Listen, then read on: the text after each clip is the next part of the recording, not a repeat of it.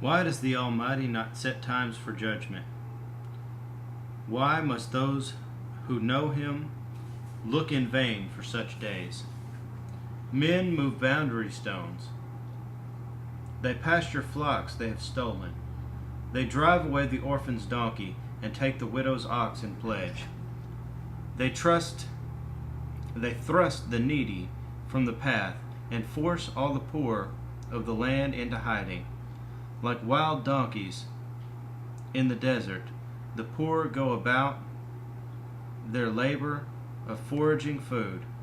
The wasteland provides food for their children.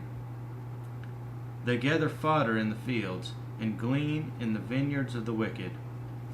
Lacking clothes, they spend the night naked. They have nothing to cover themselves in the cold. They are drenched by mountain rains and hug the rocks for lack of shelter. The fatherless child is snatched from the breast. The infant of the poor is seized for a debt. Lacking clothes, they go about naked. They carry the sheaves, but still go hungry. They crush olives among the terraces. They tread the wine presses, yet suffer thirst. The groans of the dying rise from the city, and the souls of the wounded cry out for help. But God charges no one with wrongdoing. There are those who rebel against the light, who do not know its way or stay in its paths.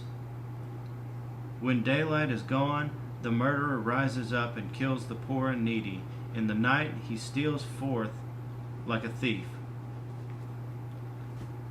The eye of the adulterer watches for dusk. He thinks, no eye will see me. And he keeps his face concealed. In the dark, men break into houses. But by day, they shut themselves in. They want nothing to do with the light. For all of them, deep darkness is their morning. They make friends with the terrors of darkness. Yet, they are foam on the surface of the water. Their portion of the land is cursed, so that no one goes to the vineyards. As heat and drought snatch away the melted snow, so the grave snatches away those who have sinned.